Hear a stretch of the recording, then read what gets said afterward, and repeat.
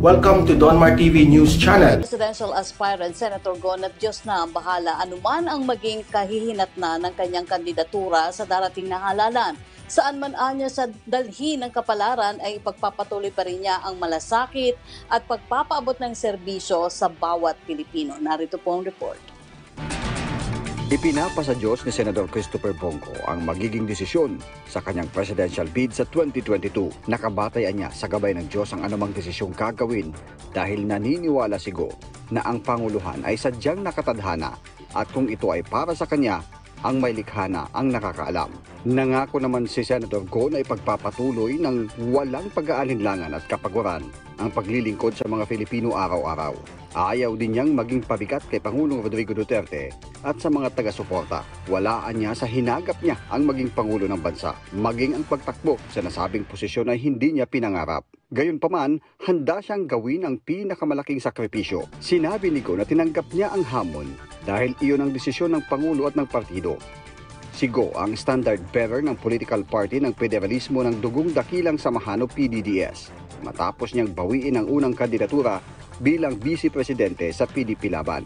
Si Go na tinaguri ang Mr. Malasakit dahil sa kanyang isinulong na Malasakit Centers Act ay lubos ang pasasalamat kay Pangulong Duterte sa moral support na nagpapalakas sa kanya para ituloy ang laban. Sa mga taga-suporta niya, sinabi ni Go na marami ang paraan sa pagtulong sa kapwa at kahit saan man siya dalhin ang tadhana, tuloy-tuloy ang pagsiservisyo niya. Muling bumalik sa Cebu sina dating Senador Bongbong Marcos at Davao City Mayor Sara Duterte. Ngunit sa pagkakataong ito, bilang magkatandem na sa pagkapangulo at vice-presidente, nakipagkita si Bongbong Marcos sa mga negosyante at mga kasapi ng transport sector sa Cebu. Naging panauhing pandangal din sila sa Regional Conference ng League of Municipalities of the Philippines sa Central Visayas. At pagkatapos ay nakipagkita ang BBM Sara tandem kay Cebu Governor Gwen Garcia. Naniniwala naman ang ilang mga supporters ng BBM Sara tandem na sila ang mga bagong henerasyon ng leader na magbibigay karangalan sa Pilipinas. Nanako ni palampason ang panahon nga dili mo sulti sa inyo ha. Ang amo ang hangyo ug ako ang hangyo sa inyo ha nga idiretso ninyo ang Bongbong Sara nga tandem. Samantala, patuloy ang pagpapakita ng suporta sa mga naniniwala sa kandidatura ni Vice President Leni Robredo. Kanina ay nagkaroon ng Walk for Leni sa Riverbank, Marikina City. Nagpasalamat naman ang kanyang mga kakampings mula sa Washington DC. Sa anila ay ipinakitang pagmamahal at suporta sa Vice Presidente. Sinamahan naman ng Vice Presidente at tagapangulo ng Laban ng Masa Walden Bello ang mga nagwiwelgang manggagawa. Ayon naman kay Presidential Aspirant Leo D. Guzman, ito ang magpapatunay na hindi sapat ang ending-endo para sa mga manggagawa.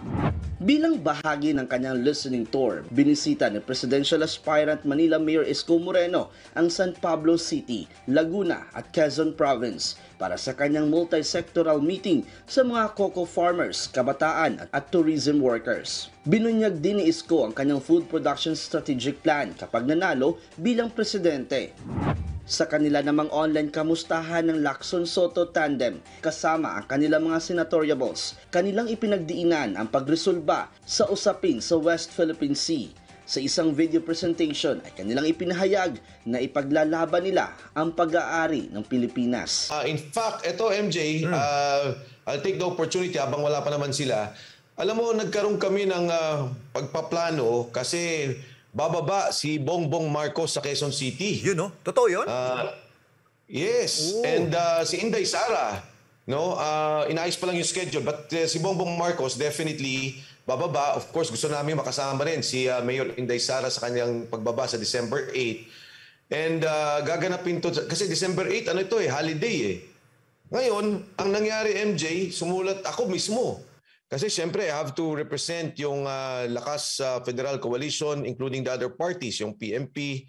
And ano ba yung isa, MJ? Basta may isa pa tayong partido na kasama sa coalition na yan. Pero anyway, as chairman of as a member of the Partido Federal, o at least the adopted candidate of Partido Federal, sumulat ako sa Quezon City Memorial Circle.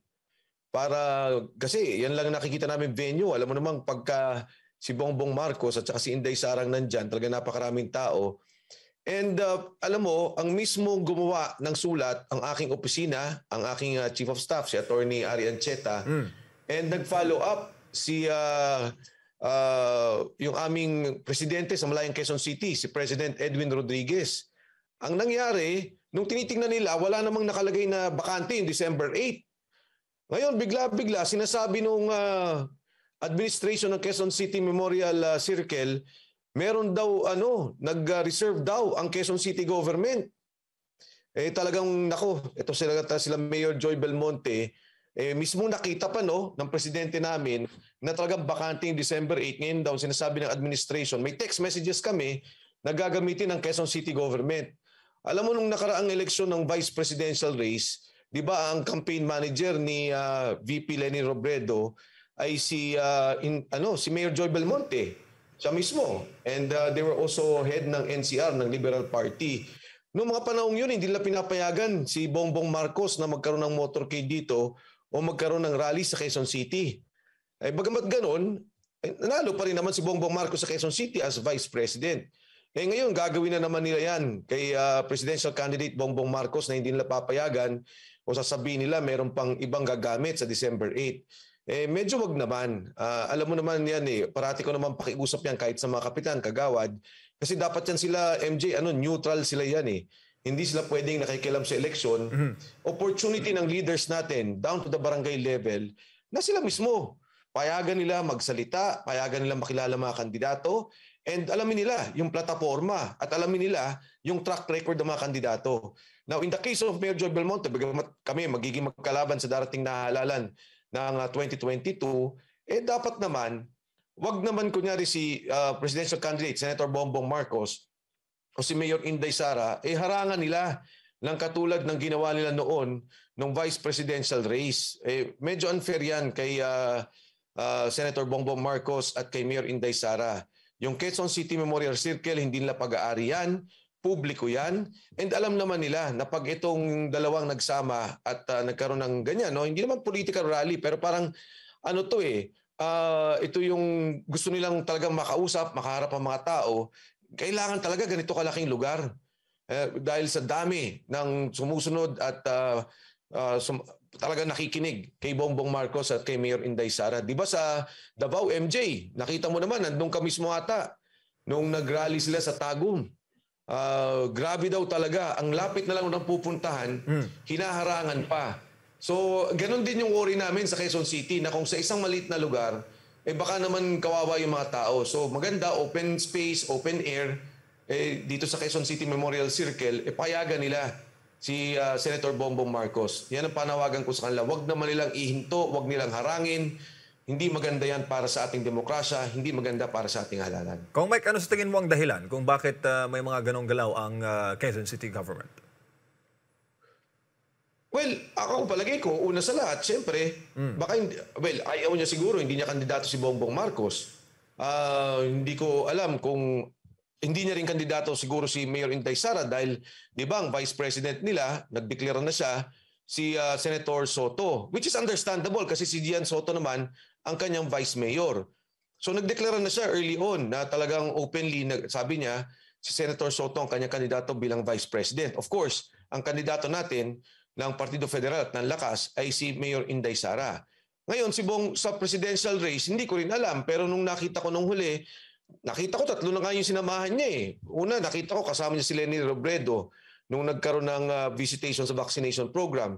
Pagkatapos nakita ko, winelcome niya si Mayor Isko Moreno. Ako, wala naman din problema kung si VP Leni o si Mayor Isko. Tapos nitong kailan, nung dumalaw sa Sanasunugan, ang kasama naman niya ay si Senator Bongo. So hindi ko pa alam talaga kung sinong kandidato niya sa tatlo. Pero sa akin, kahit sinong kandidato niya, walang problema. Parte ng demokrasya yan at karapatan ng taong mamili talaga. Pero wag naman yung harangan nila yung rally o yung pagkikita-kita ng mga supporters ni Bongbong Marcos at ni Mayor Inday Sara. Ano bang next mo na hakbang niyan, Kong Mike? Kasi kung ganun kalaki yung activity, talagang angkop yung Quezon City Memorial Circle sa mga ganong kalakihang pagtitipon. Pupunta ka ng personal sa Quezon City Hall o magkikipag-usap ka kay Mayor Joy Belmonte?